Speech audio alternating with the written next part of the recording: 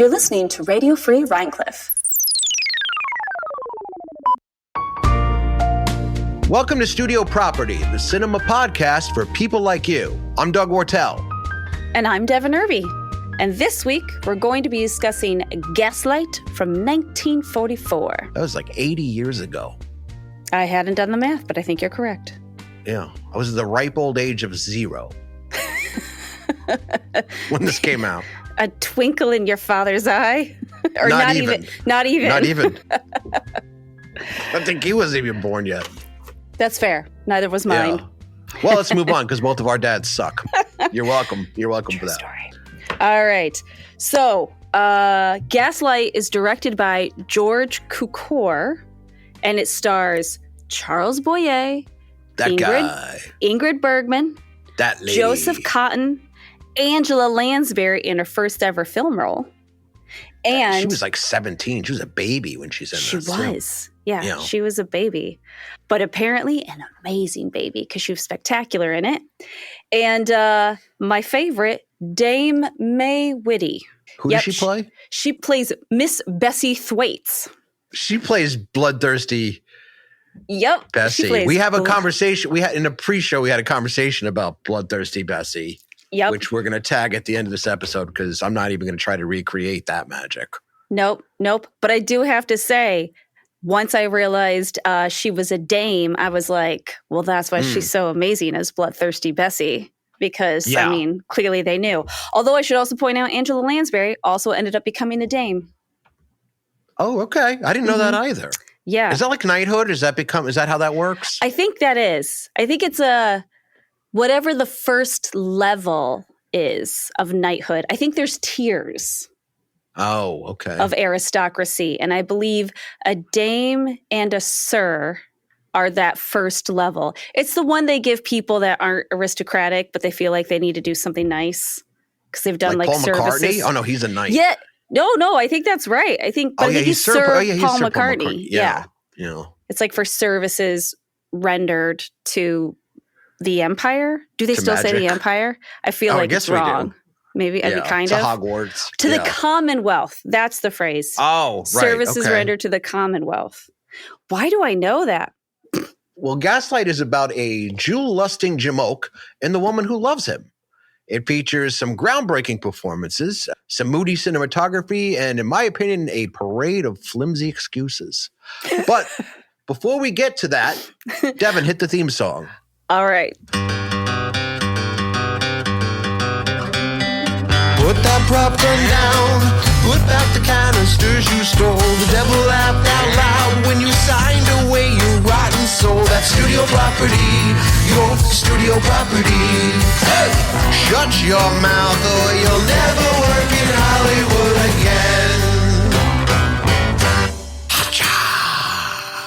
Okay, so we're talking about Gaslight, which this is I guess the origin of the phrase, which is now used, tossed about loosely. Yes. Don't mean something very specific. Yes, it does mean something very specific. So in context of the film, why it's used as a colloquialism? A colloquialism, a psychology-related colloquialism. I think colloquialism or weism? Colloquial. I think it's colloquial. Yeah, so colloquialism. Trouble with the big words. Well, I mean, we always have trouble with the big words and the big names. Yeah. So it specifically comes from this film because this film is an early psychological thriller, right? So 1944, fairly early cinema psychological thriller about a husband who very specifically is trying to convince his wife that she's cuckoo. Yes, which is and he's not methodical in his practice of this. He is. And may I add that cuckoo is an inappropriate psychological term. Apologies. Yeah, don't say that. No. Don't say nutter or crazy. Loony. Nope. Loony's probably bad. Nope. Yeah, bad. But he is, so the Gaslight. Quack is also bad. Quack is also bad. Yes. Yeah. Bonkers. But yes, bonkers. I mean, we could come up with a lot. Yeah. But yes, so he is methodically trying to convince his wife that she's losing her mind. And one of the aspects of that is an actual physical aspect revolving around the gas lights in this late 19th century house. So 1890s, a house would have gas lamps throughout the house. So the house would be plumbed with gas, and literally they sort of look like hurricane lamps. They'd be up on the wall, and then you turn it on, and then you light a match, and there's literally an open flame, and that's literally the gas light. Now, I don't know how a lot of this works, but it sounds dangerous. Like it looks dangerous, even in the film. Like a stove is one thing, I guess a water heater, but these are in every room of the house, right? Like these little valves, and I mean, where little bits of gas come out. That seems kind of dangerous. And a lot of times, if you're looking at any sort of urban area, you're in row houses too. So if you're loosey-goosey with your gas, it doesn't just affect your property, affects every neighbor who's in your section of row houses. At the same time, if you leave it even a little bit on, like if it's not tight, and you don't have the windows open, like I just imagine I bet there's lots of stories about how lots of people died. Or people just had more common sense back then. I mean, that's a possibility. Yeah. But moving on, some of the pre-production of this film, right? Yes. Is very fascinating in its own right. So the film is actually a remake of a 1940 film, which you and I both saw. We watched both versions of the film. And it's odd because to make a remake only 4 years away from the original, although the original wasn't as successful. No. And also on top of that, not only is it a film remake only 4 years out, it's based on a play that was only made 2 years before that. So the play came out in 1938, then the first film in 1940, and then the one we're discussing tonight in 1944. So it's interesting that they're all very smooshed together. They're very, very close together. So a lot of franchise films nowadays have this sort of thing happening where they're like, oh, I'm going to make this thing. But we just made this thing, but it's different this time. And so, so that's always happened. That's always been a thing, I guess. Interesting. So some of the issues, the complaints we would have about the film industry have always existed. Yeah. We're not that many episodes in to have figured that out. Yeah, look at us achieving things. Darn tootin' we are. So one of the conditions of making this film were that the other prints of the original would have to be destroyed.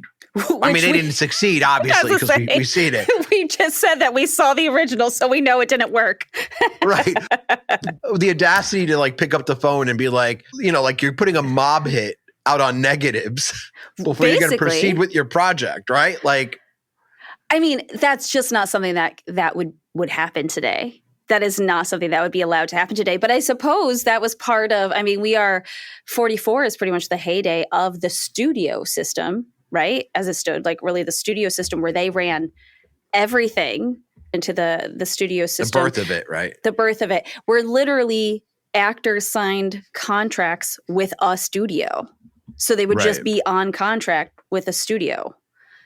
And you'd be on contract for however many films or however many years. And, Right. Until later on, they would assume their power and, make horny political thrillers looking at you, Warren Beatty. Yes. So that's history, people. So they picked up the phone and tried to put a hit out on this negative. Didn't work. No. And the original, we had to point out, is not too dissimilar. No. This one's, of course, way more fleshed out. Yeah. Yeah, this one's definitely more fleshed out. They give you a lot more background on the relationship of the primary couple, which is, I would say, having seen both films, I appreciated that. Because when watching the original film, I just thought, why is she buying into the craziness? Why is the wife buying into the craziness that the husband is trying to sell her? Yeah, it starts right away. It starts right away. Yeah. Right. Off to the douchebag races almost immediately. We were immediately. Whereas this version, that relationship is fleshed out. You've got some romance at the beginning. And so you get how he's able to sell her on this you're not well, you're mentally not well kind of idea, because they've got a groundwork for him to build from. Well, what's it? Anton Woolbrook plays the husband in the original. And yes. I immediately kept going watching it because he was in it. He's in The Life and Death of Colonel Blimp, one of my favorite movies of all time, which we'll eventually get to. Yep. But his performance is very different than Charles Boyer. Charles Boyer is very seductive in the beginning. Yes. He's like if like Pepe Le Pew continued. Like if you continued that story. A little bit. Paula, my love for you is like a flame. Not the spark, but the flame. Oh, and then he goes from that to like, you crazy bitch. Go back inside. You're so crazy. He really does. Stop stealing my stuff, you crazy bitch. like that's that's so accurate. You're right. But the original version is definitely, he's just creepy. Yeah. From the beginning. Right out of the gate. Right out of the gate. Very mean, very creepy. And you're like, whoa. Put the brakes on. Or at least I was like, red flags, take a step back. Which do you think is the better looking of the two? Ooh, I think I would have to say— It's time in the show for now a female perspective. I have to say, I think Charles Boyer. But I do think how he played it helped, because there was more of that romance. And like you said, he's very seductive. And I know one of the first scene we're going to talk about is about him putting on that charm. And so to me— he love bombs the hell out of her. Right. Absolutely. Right. And so I feel like he was definitely the more seductive and handsome of the two, if I had to pick. Yeah. Okay. My opinions on men who are now dead. That dead guy is hot. Sometimes they are. You just got to admit it. Well, the cinematographer on the 1944 Gaslight was a guy named Joe Ruttenberg. He was born in 1889 and he died in 1983, which by my math would make him 257 years old. And, he lived a he good was nominated. life. What's that? He lived a good life. He was nominated for an Oscar 10 times. That's how incredible he is in his craft. Yeah. Won 4.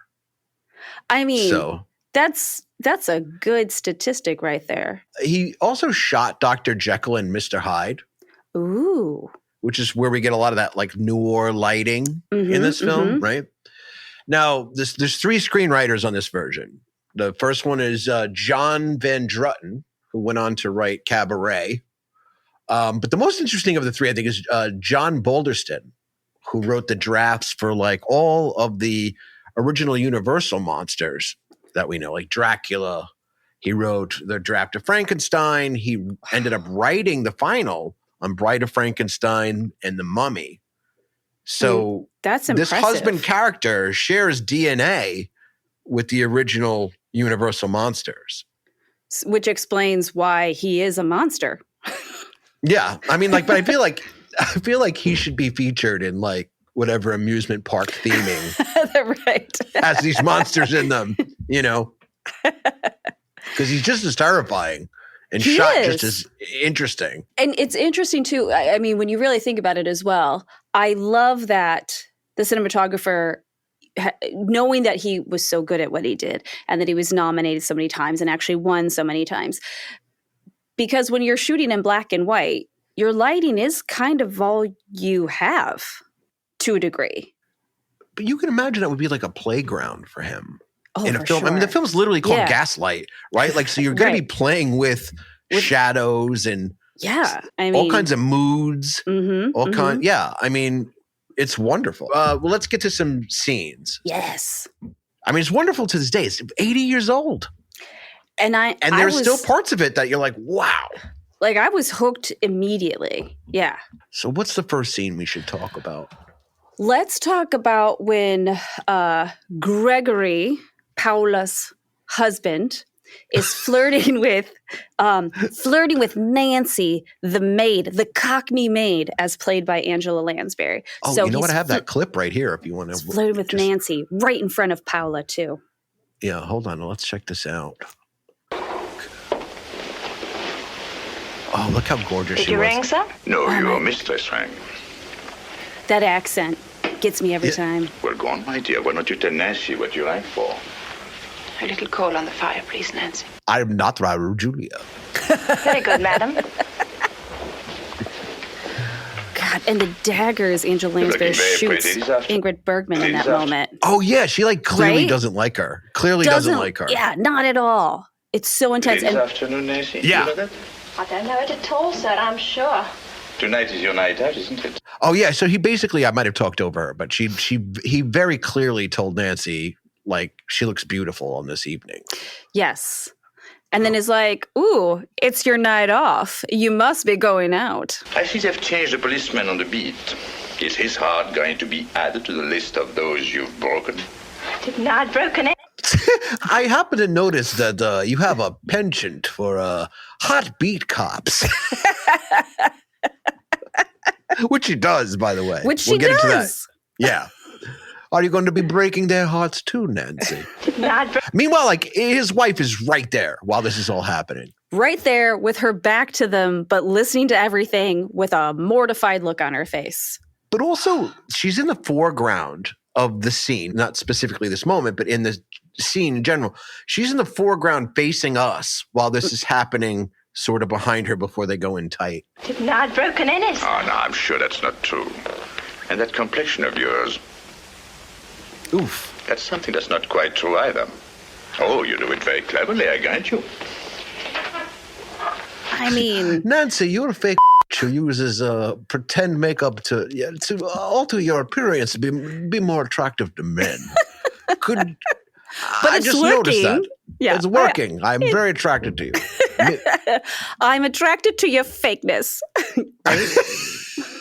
In fact, I was wondering whether you might not care to pass some of your secrets on to your mistress and help What? her get rid of her pallor.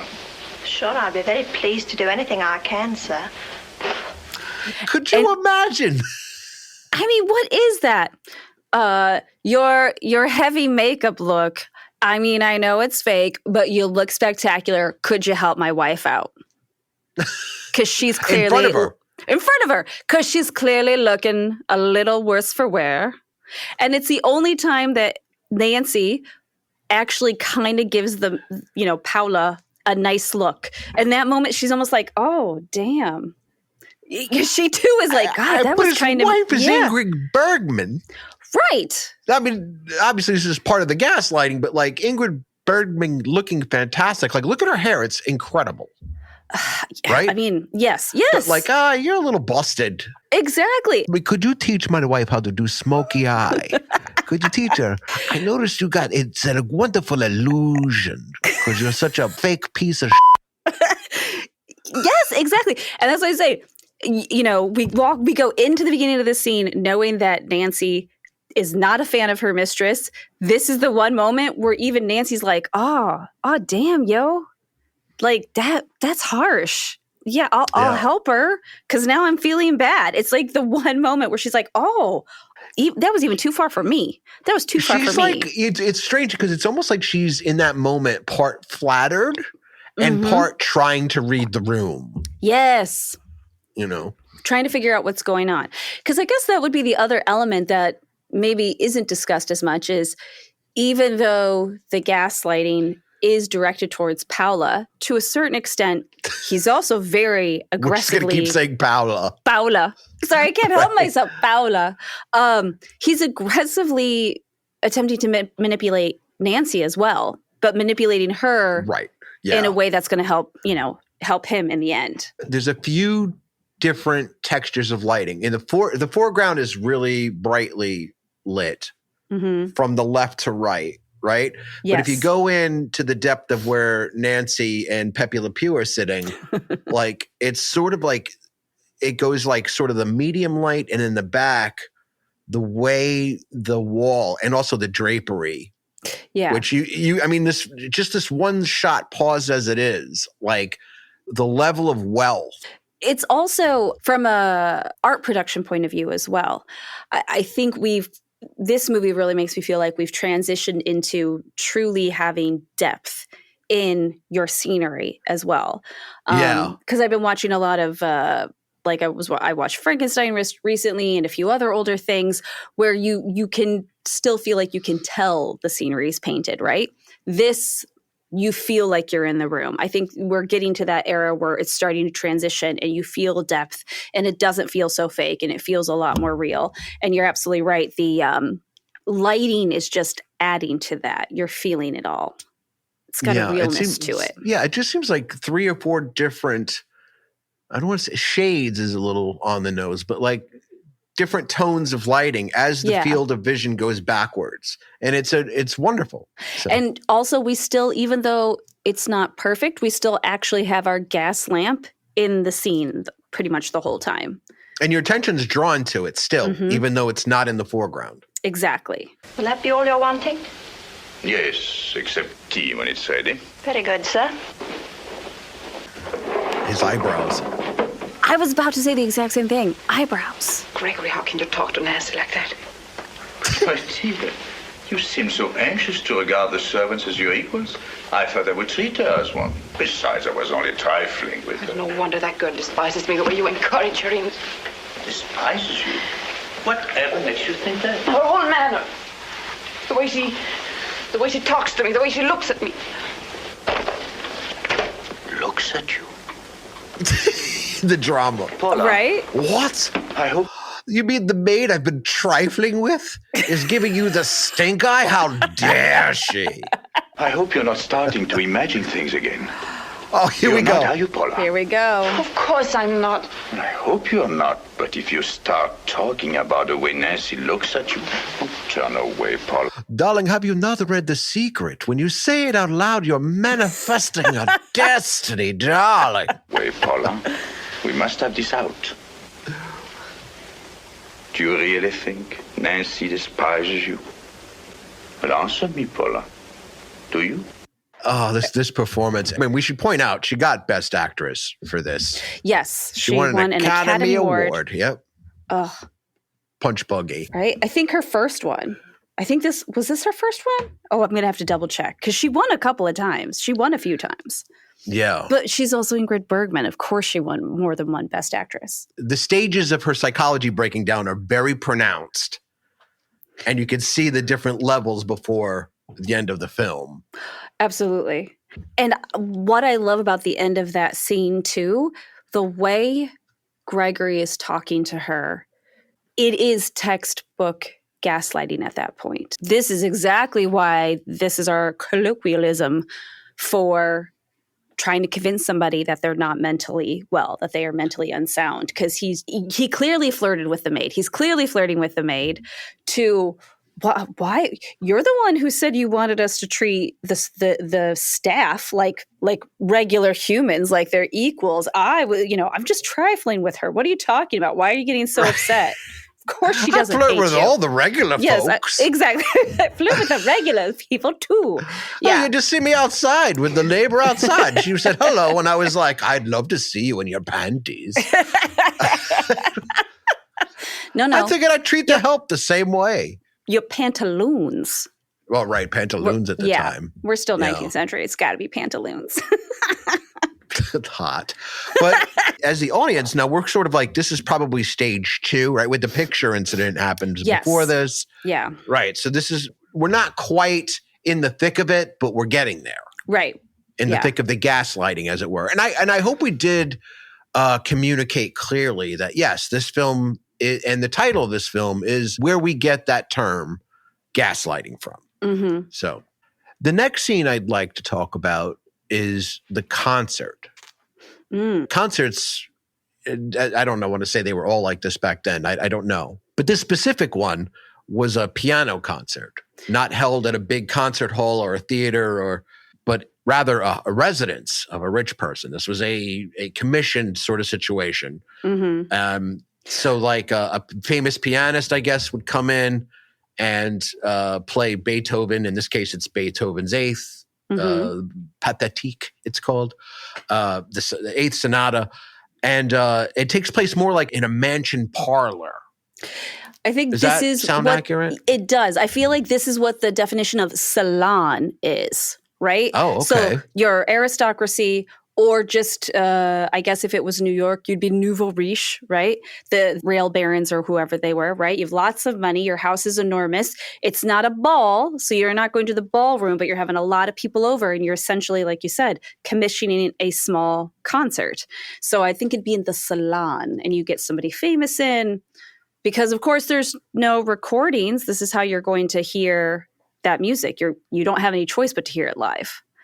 And if you're wealthy enough to hire somebody to have a private concert, I mean, I suppose it's the same as being able to afford Beyonce for your birthday party, right? Oh, if you're, well, what's the term I'm thinking of? If you're rich. That's what you're looking rich. Yes, but no, what am I thinking of? It's, the modern version of if you are an oligarch and you can afford to have Beyonce play at your birthday party. Or if you're in the film Jackass, you can afford the Stooges play at your birthday. That happened. I didn't just pull it out. That guy did that, and I'm still, all these years later, really jealous that happened. Guy had the Stooges play his birthday party. Son of a bitch. But yeah, moving on. Yeah. That's what happens when you have stupid money. Right. But that was a technical term. That was a technical term. It was an oligarch. No, you had stupid money. Same thing. They mean the same thing. Exactly the same thing. But yes, so there is a lady who Paula knew when she was a small child, who is invited into this concert, and Gregory does not want to go. In fact, sends a note saying they're not going to go. And Paula's like, let's be a little more clear about that. He intercepted the invitation and responded, she's not feeling well, so we can't attend. Now, mind you, in the background, in the peripheral of this whole thing, he's sort of giving everyone outside of their home the same message that she's not herself. Which is also an aspect of the gaslighting, right? It's not just about convincing her that she's mentally unwell. It's convincing everybody around her that she's mentally unwell, which of course is part of the manipulation of the staff, not just Nancy, our seductive Cockney maid, but also Elizabeth the cook, right? So he's convincing both of them as well that she's not okay. Now, mind you, Elizabeth the cook is an older maid who we'll get to, I'm assuming, later in the program. But so there's two maids in the house. There's Elizabeth and Nancy. Elizabeth is part deaf. Yes, which is aiding Gregory in his shenanigans because poor Elizabeth can't catch everything. She can't hear it all. Meanwhile, this, what's his name? Officer Brian. Officer Brian Cameron. I don't know. Do we ever get a clear understanding? He's not a beat cop. He's not a standard constable. He's kind of seems like a detective. Yeah. So maybe he's Detective Brian. I mean, and I suppose detectives did exist late 19th century England, right? So maybe he was just a detective, but he's like, yeah.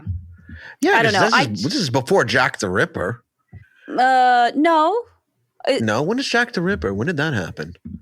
Sorry, England. We don't really care to learn your history. We're just learning it now. It took us a minute. We might be about the right time because we don't get an exact date on this film, but the assumption based on the aesthetics would be 1890s, possibly 1880s. So, 1888. So actually, look at me guessing, and I was correct. We're about the same time frame. But you probably just looked at the clothes and were like, that's exactly the week Jack the Ripper happened.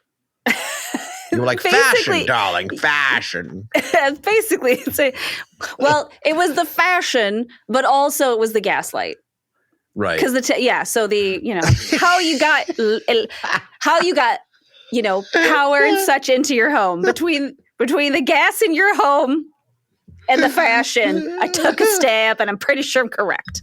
So we are at the concert and that's our opportunity to kind of get to know Officer Brian a little bit. So we know he's a detective. Detective Brian if you're nasty. Yeah. Right. And it turns out he has been longtime friends with the lady who has invited him, who is hosting the concert. And of course, one of my favorite asides of the whole movie is her being like, I'm going to sit you next to, and I can't remember her name, but she's going to sit him next to some young lady. And he's like, oh, she's a mouth breather. No, thank you. Right. And he's not happy about it. Yeah. And he gets stuck sitting next to this girl. But while there, he witnesses this exchange between Gregory and Paula during the course of the concert, which is an amazing exchange, an amazing scene, and so well acted. Now, earlier in the film, we had to point this out because this is sort of an Easter egg, as it were, that pays off later in the film. Paula shows Pepe Le Pew, her husband, a glove. Used to belong, by the way, the house used to belong to her aunt, who was a famous opera singer. Yes. She shows him a glove, like a bedazzled or jeweled glove or something that belonged to her famous aunt. And it's mentioned that the other glove was given to a secret admirer. Yes. And that sort of leaves a little to the imagination that maybe she had a secret lover or something. And also we should mention that her husband goes to the Tower of London and outwardly lusts over these jewels. Yes. That we also find out were given to the aunt. A set of these jewels, right? How does that work? So basically, the actual British royals, this is a real life thing. Their fancy, the crowns, the big fancy royal jewels are all housed at the Tower of London, and they actually do have them on display for the general public. Obviously under lock and key, but there is a display. I've actually gone and done that. It's pretty cool. But the secondary storyline is that a royal admirer had given a bunch of very fancy, expensive jewels to Paula's famous opera singing aunt. And when the aunt was murdered, which I guess we kind of haven't mentioned, but honestly, it's the first thing that happens in the film is you find out she's dead. We never meet her. She's just dead from the beginning. We just know she's been murdered. But these jewels were never recovered. It's more important than we're letting on. It's like it's the premise in which the whole film hangs. Yeah, exactly. But yes, so she was given these very fancy jewels by a quote unquote royal admirer. And so, yes, when Gregory is at the Tower of London looking at the other jewels, you can just see in his eyeballs that he is super into the jewels. No, but it's like it is very weird and lusty, and it's gross. I believe you and I had a conversation about it. Like I compared him to James Woods in that really bad Disney Notre Dame movie where he's like desire. Yes, like it's very weird. Hunchback of Notre Dame, Notre Dame. Sorry, I should be better about the French. Hunchback of Notre Dame. It was awful, but I think it is good that we mentioned the aunt here instead of right at the top, because in the 2024 remake that I'm making right now in my mind, that's revealed a little deeper in the film and not out of the gate. Oh, I like it. You know what I mean? Yeah. Okay. Also, again, this bloodthirsty Bessie, who we met on the train in the very beginning of the film, turns out to be one of her neighbors who is excited that someone is moving into what was known for a while as the murder house. So and again, in the remake, she's going to be a true crime podcaster. But the point of bringing this up as we continue on with the concert is there are peripheral characters outside wondering about this young woman living in the murder house. Right. So curiosity is building outside of the horror movie that we're watching in this relationship. Right. So the concert is this perfect moment for people to get a real glimpse of what's going on. So Detective / Officer Brian gets to see this interaction between Gregory and Paula. The lady who's hosting the concert aggressively sees it. So literally, so everybody's sitting down and Paula seems very happy and she's excited. And as you say, we're technically getting an actual concert in the film because there is a famous pianist who is playing Beethoven for us. We know just before they go to the concert that Gregory has looked at his pocket watch and had a smirky look on his face, right? And so then we get into this scene, and while the music's going, he pulls out his pocket watch, but the pocket watch isn't attached to the chain. And instead of waiting till the end of the concert to say anything, he quietly turns to Paula and says, "My pocket watch is missing. Did you take my pocket watch?" So Paula says, "I did not take your pocket watch," but Gregory snacks her purse from her. So he snatches her purse, he digs into the purse, and he pulls out the pocket watch. And of course, Paula falls apart. And it's Ingrid Bergman at her best. And she falls apart beautifully. And it should be quiet and they shouldn't be making a scene, but she can't handle it. And she loses it. And the concert stops. And it's embarrassing for everyone. Including the audience. Even it's so uncomfortable. Oh, horrible. Nobody wants to see anybody lose their crap, right? Nobody ever wants to witness that. And so you feel like there's a combination of... Well, I got to backpedal on that. Like at Disney World, when stuff like that happens, I love it. Okay, well, I mean, that is slightly different. You can kind of watch at a distance and be like, "Oh, wasn't me."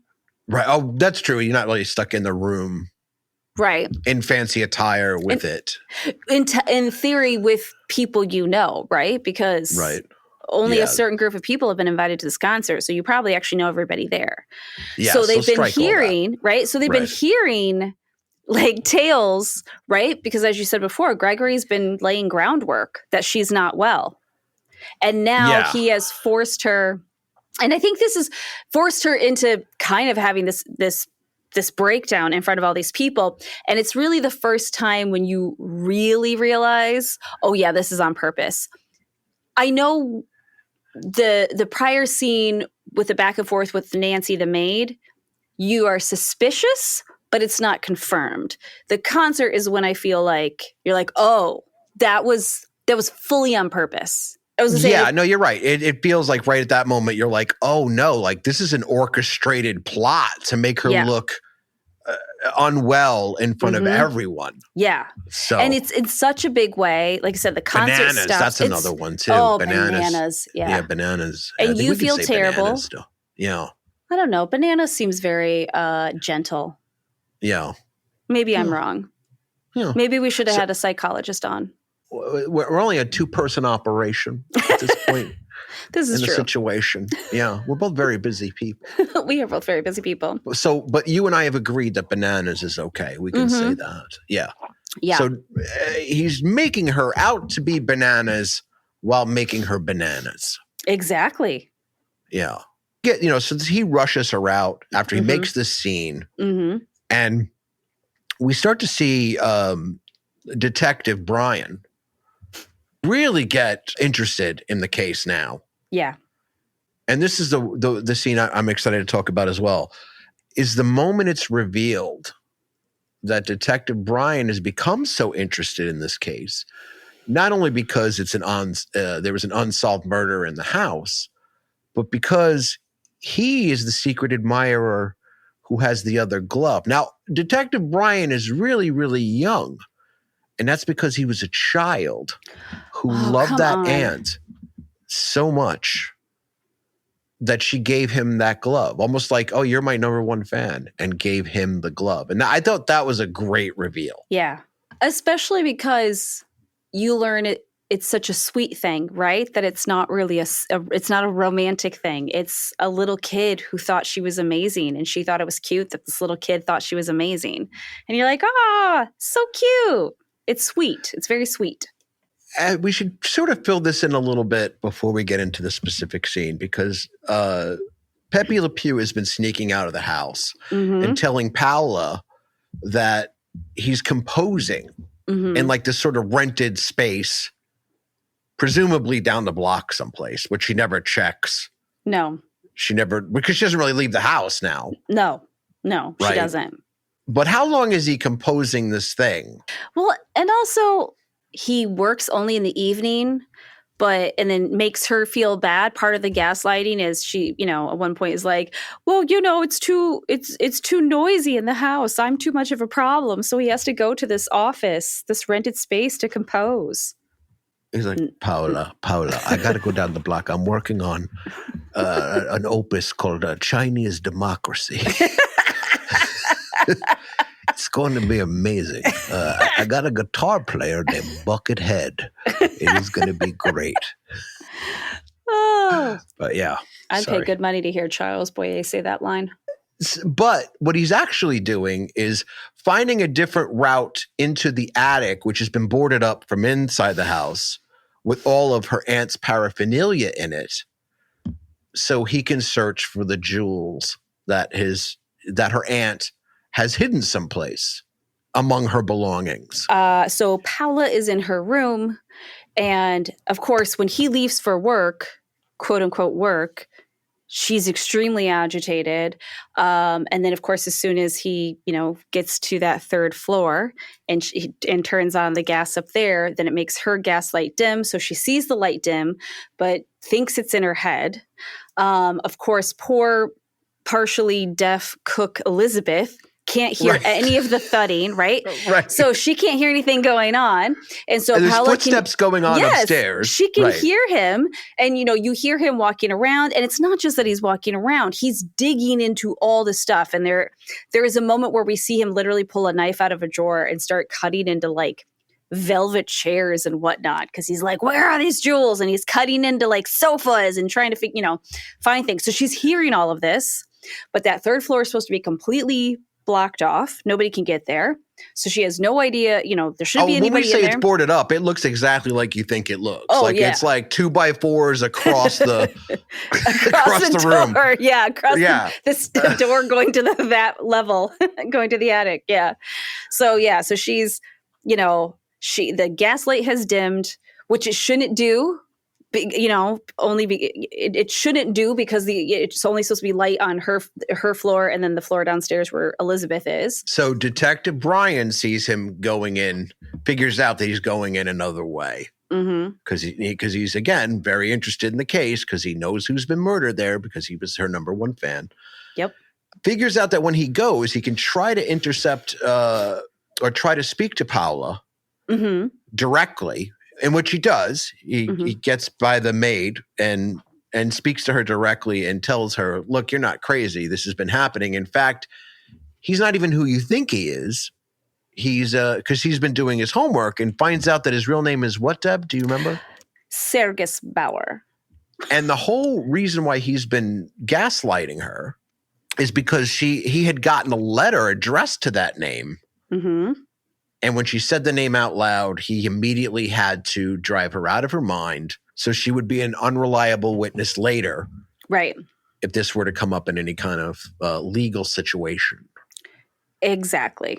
Because now she's a loose thread now. She saw the letter with Sergis's name on it. Suddenly she potentially could be, she could be a problem. So he's got to deal with it. And did Sergis had a wife? Like he has like a whole other family or something, That's right? the other thing. Sergis is like Czech and has a wife. And so their marriage isn't legal. And so Detective Brian's like, I'm really sorry, ma'am, but like your marriage isn't even legal. And she's like, no, my marriage is legal. And he's like, no, I'm really sorry, but it's not. There's like a whole thing. This is bigamy. And it takes it to another level, right? So not only is your husband who love bombed you to even get you to marry him in the first place, right, trying to drive you out of your mind, but it turns out he's also married to somebody else. Right. I mean, we learn nothing about. We don't ever learn what that situation is other than that she's somewhere.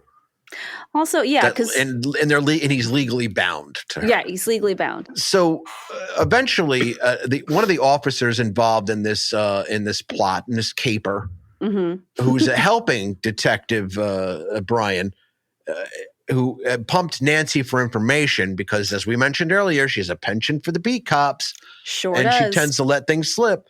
They go in there and sort of wrestle Pepe Le Pew and tie him up in a chair. And then we get to the climactic ending, which I don't think we should, give away. No. In the first few episodes, we were giving away endings, and I don't know if that's a great idea.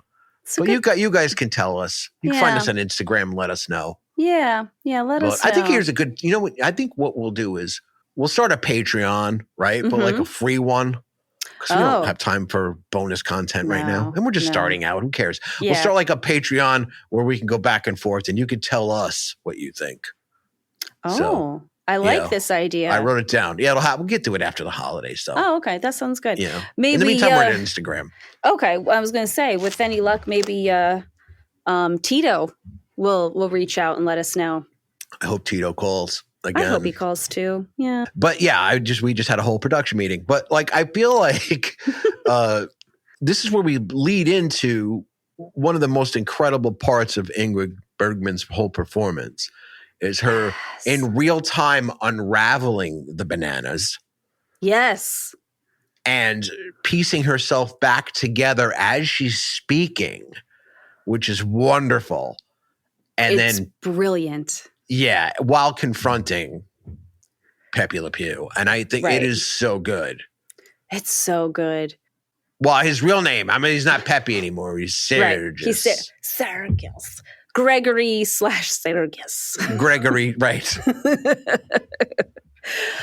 Well, and I know in our Clue episode, we talked about, we went through the scene where I was like, okay, this is clearly why Jane Fonda won an Academy Award. Granted, I know the whole film is impactful on it, but you know, there is a scene specifically where you're like, oh, this is what sealed the deal. This is why she won. This is what annihilated the competition. Yes, this is what crushed everyone else.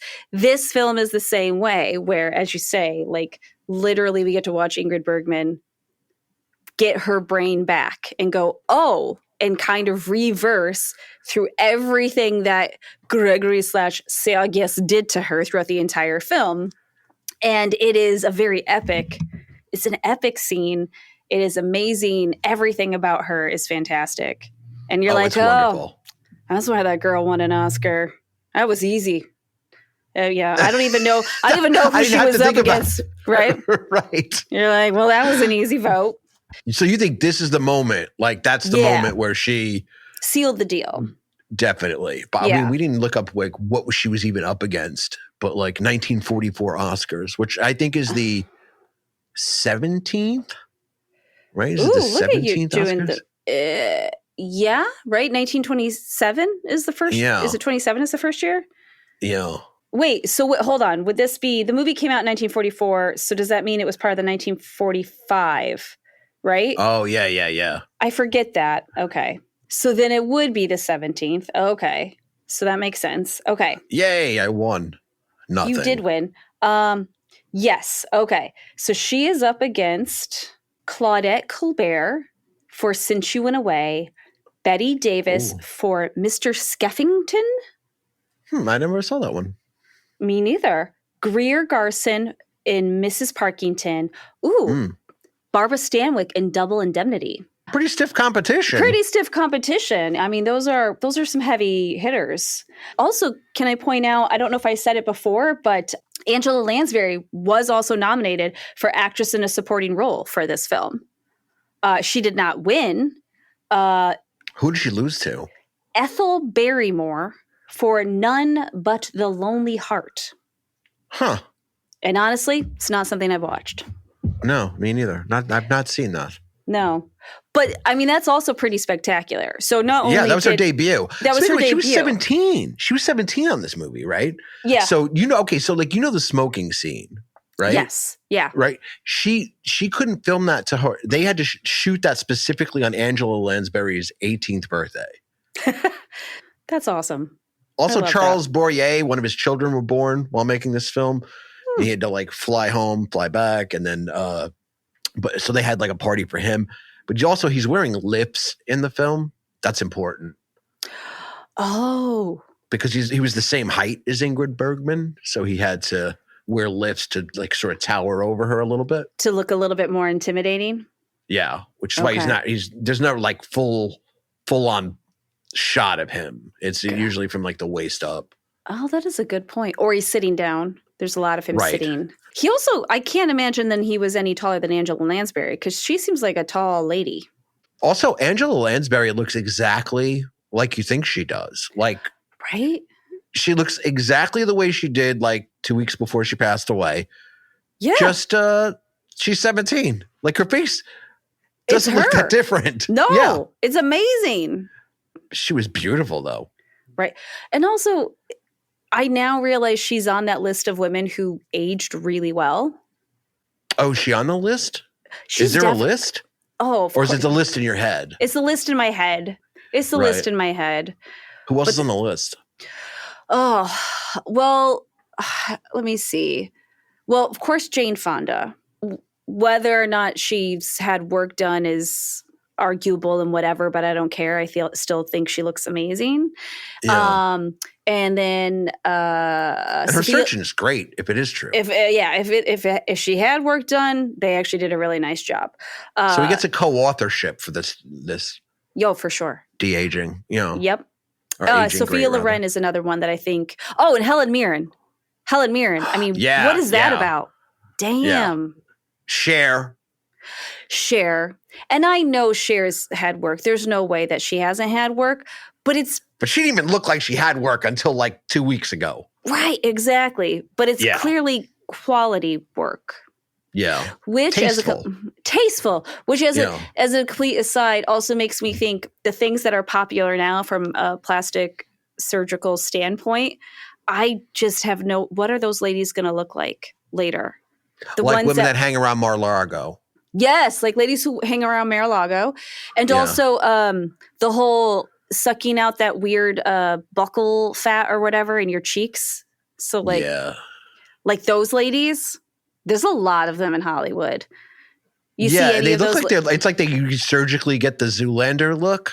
Yes, they surgically get the Zoolander look. They surgically implant blue steel on their own faces. That's exactly what's happening. Yeah. Maybe that's how that should be advertised, and maybe it wouldn't be popular anymore if we're just like, well, you just surgically had blue steel done to your face. Maybe they'll be like, how tramp stamps ended the tramp stamp tattoo. Yes, exactly. Yeah, no, that's when it cancels the whole thing out. Yeah, it does. It just cancels. Yeah, it cancels the whole thing out. But yeah, I swear every time, because it's so popular and it's ridiculous, and it's like, I don't know why you need to be. I look at you trying to put it to your face. You're know. trying to do it to your own face with your fingers. Because you know what I'm talking about. Where I'm like, yeah. Well, and also I keep thinking, I'm like, but you're literally trying to fold your face in half to illustrate your point. I am. You know me, I'm a very gesturative hand talker. Right. I don't just talk. I can't just talk. I've got to use my Mime hands. it. I got to mime it and use my face as well. It's always big. Yeah, I can't help it. Sorry to everybody at home who cannot see my crazy actions right now. So, of course, I don't want to give away the ending, but the ending's wonderful. It is also the moment, like to your point, where Ingrid Bergman sealed the deal on her Oscar. So now we have to figure out our new segment. Oh, yeah. Which is, how do we sell this to Susan? Now, a little bit of backstory.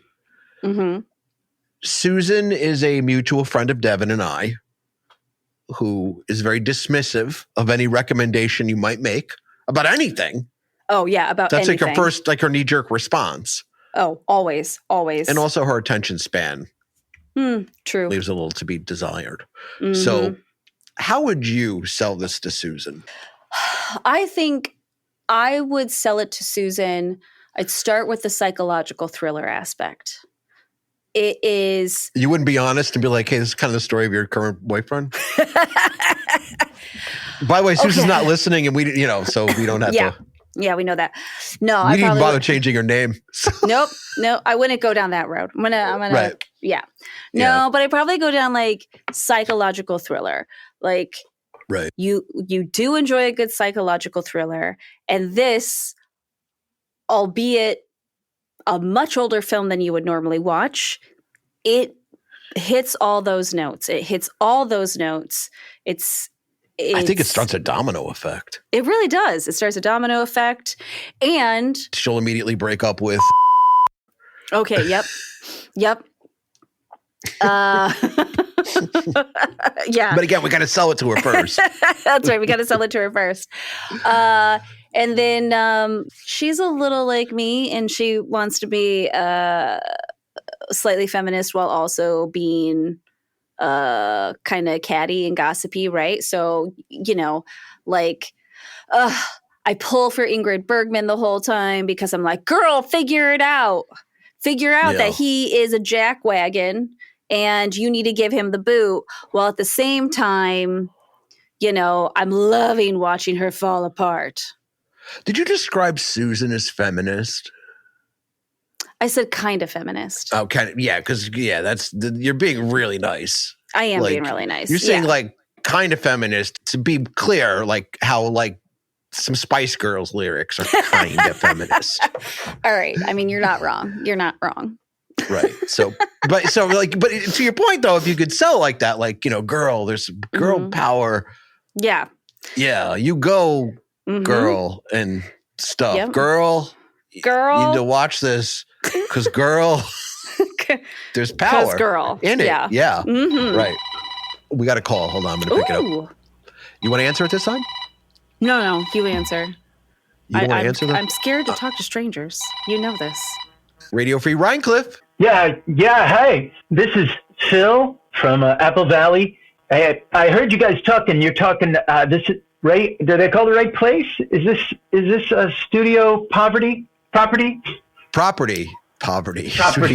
Yeah, it's studio. Sorry, poverty. I'm sorry. I realized that as I was saying it. That wasn't it. That's funny. Anyway. Hi, we're Studio Poverty, the cinema podcast just for the poor. Oh, good. I'll fit right in. Hey, so you guys are talking about a movie that's about gaslighting someone, and I have been gaslit. Is that you were gaslit by Deb, who I was going out with? We were going out for a while, and then you're she from says, Apple Valley, you said? Yeah. Where is that? Down, it's east of Poughkeepsie. East? Yeah, I think it's sure. East of Poughkeepsie. Okay. Is it like a farm or something, or is it where you go apple picking? Or is that There's no town? apples. There's no apples in Apple Valley. I mean, it was right there in the name. Well, that's an interesting factoid. Maybe there used to be, to get the name, but then people built houses and stuff. So anyway, I was dating this girl, Deb. She totally gaslit me. And so we were talking, and I said, yeah, this is Deb. We're going out. And she said, no, we're not. I was like, what are you gaslighting me? And she said, I don't know what that is. But I was like, this is it. This is what they say. This is gaslighting. She says, were you actually dating her when this happened, or did you think? Yeah, we were going out. We've been going out for a couple months. We were going out for two or 3 months, and then she comes to me and she says, "You know what? We're not going out." I said, "Wait a minute. We've been going out this whole time." She said, "You know what? Not anymore." And I was like, "You're gaslighting me." Was she gaslighting you, or was she just breaking up with you? This is gaslighting. I think I got it right. I think I know what gaslighting. No. I'm not sure. No, doesn't Tell us sound more. like it. Tell us more. Yeah. Well, if you think one thing and someone thinks someone else, then that's gaslighting. No. If you wanted to change somebody's mind, you would just turn up the gas in the house and go out and wait until they change their mind, right? Okay, I think you're actually thinking about like carbon monoxide poisoning. Which is not the same as gaslighting. Gaslighting is psychological. Carbon monoxide poisoning is you need to go to the hospital. Anyway, you're physically altering a person.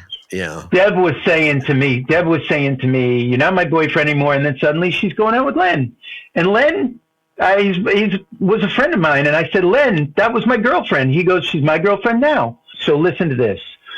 She's on my bowling team, so I still see her all the time. And so is Len. Oh. The name of our team is the Gaslighters. What? That's the name of your bowling team? Yeah. Who named your team? This team's been around for a long time, and they've been the Gaslighters since before I was there, before I was born, I think. I mean, there's nobody old on it now. It's mostly young people. But before, it was a lot of old guys, and they would say, "We're Gaslighters." Was it like Menudo? Like they age out of the bowling team and then replace you with younger people? That's what it sounds like to me. Maybe I've been menudoed. Maybe that's what I'm being. I think I'm being menudoed. You know, Yeah. She's just passing me on for someone younger, like a menudo. You know what? I think that's exactly what's happening. I think we got to the bottom of this. Yep. I Well, think we've answered your you were- question. So I'm not gaslit, you were gaslit. just menudoed. You were just menudoed. I gotta tell her that you're menudoing me. That's right. Also, Phil, it sounds like you need a new bowling team, man. I don't think you should bowl with Len and Deb anymore. Maybe I'll start one called Menudo. You know what? You should. You should. really should. Yeah. I highly recommend doing that. By the way, Bill, how long have you been listening to the show? I've been listening. I don't know since you've been on. What, for the last 2-3 years? You guys, We're about 2-3 weeks old. weeks. Hey, wait a minute. Weeks, Are you menudoing me? No, we're not menudoing you. No, we're about 2 or 3. Only been on for like 3 weeks. Yeah. Yeah. You guys are good. What you were talking about? The movie. Now I forget Gaslight. the name. Have you ever seen Gaslight? it? Have you ever seen it? How do you No. forgot the name? It's the name of your bowling team. I was listening to you guys talking about it. I really like listening to you guys talk about movies that I do know, but I also like hearing you guys talk about movies I don't know, because then it tells me the things to look out for if I do see them. I watched that one, the Conversation one that you were talking about. With Gene Hackman. Yeah. Did you? No, I enjoy watched that? it. I watched it by myself. No one was with me. And So you weren't watching it with Gene Hackman. no. Just by, okay. No, oh, Right. wait a minute. You're joking me. Gene Hackman's the guy in the movie. Yeah. I get it. No, yes, I did see the Conversation with Gene Hackman, and it was good. But it was good because I had heard you guys talking about it. And even though I knew a couple of things that was coming, it was still a surprise. It was really a lot of fun to watch that movie after you guys talked about it. Well, next week we're going to be doing Shoplifters. It's a Japanese movie. What year did that come out, Dev? 2018. So it's It's a more current- modern. yeah, more than modern things we've film. covered so far. Yep. And you're going to watch this next week? Yes. Yeah. I But don't we're going to think- talk I about it don't- next week. I don't think I can learn Japanese in a week. No, there's subtitles. There's subtitles. Yeah. Yeah, you can- Are they the fast kind of subtitles? Like you go, I got to pause this frame because those are sometimes there's just too much talk. Yeah, I don't Well, you could think so. always watch it Yeah. dubbed. I mean, I feel like it loses something, but if you watch it dubbed, that might help. Yeah, I like it when the Chinese and the Japanese movies are dubbed by Australian guys. It is the funniest thing. I watched. Do you know this movie? I like a lot of John Woo films. You know who John Woo is? John Woo Yes. is Yes. director. John Woo. Really big I fan of like John these- Woo, in fact. I Yeah. like these John Woo. Let me see if I can do this. With my Lenny and I would watch this. We'd laugh so hard. This guy would come in. One of the movies is called Hard Boiled, and it's got Chow Mm-hmm. Yun Fat. I got it There you backwards. go. Chow Yun Fat, and the detectives and everything. And he comes up, and the guy with the Australian accent goes, "I'm hard boiled." We laughed so we would rewind it over and over because we're hard boiled, and it was this Japanese guy saying it. It was so funny. Watch Australian dubs and Japanese films. Well, we're going to be watching Shoplifters next week. We'll be talking about that. And How does the Australian guy say shoplifters? Shoplifters. I mean, that kind of sounded more Boston than Australian, but Yeah, I don't do voices. I think there's a correlation, Dev. I think there's a direct correlation. We just haven't established it yet. also, But- yeah.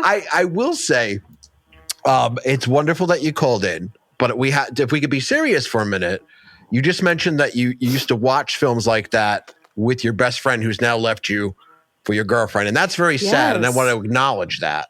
Mhm. And that we're very sorry to hear that. Regardless of the circumstances and whatever they did to you is specifically called. They hurt you, and that's not great. We do not approve. No. Not at all.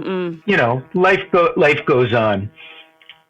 I got a very nice girlfriend now, and things are good. They're fine. She doesn't bowl though, so there's that. Well, maybe it's good that she doesn't bowl.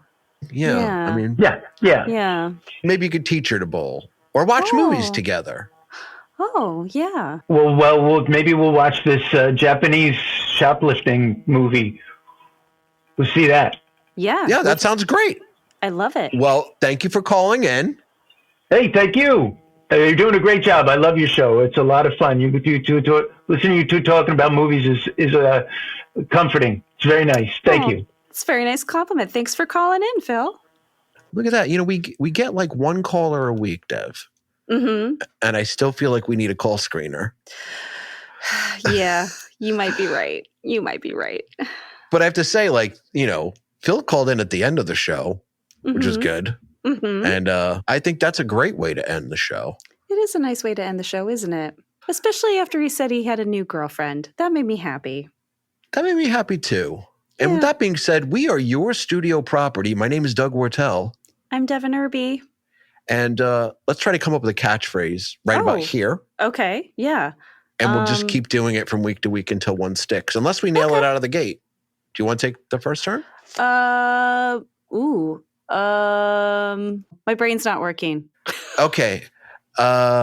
Keep on reeling. Oh, yeah, that wasn't good. Sorry. No. Maybe I should have done it. Yeah. Studio Property is mixed at Spillway Street Content in Red Hook, New York, and syndicated on Radio Free Rhinecliff. Theme song by The Corner Bodega. Be sure to subscribe to the podcast and follow us on Instagram at Studio Property Show. Thanks for listening, and we'll catch you next week.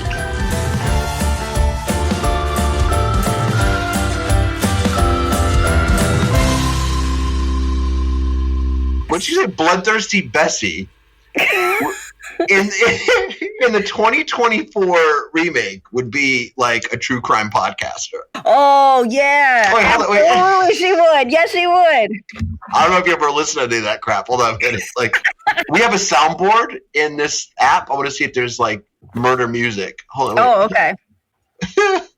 Let's see. It's Bloodthirsty Betsy. It's summertime in New York. And you know what that means. It's time for a David Berkowitz bonanza. Stacy Moskowitz was a 17-year-old girl on her first date. That was perfect. That music's great. That was amazing. That was so good. Spillway Street.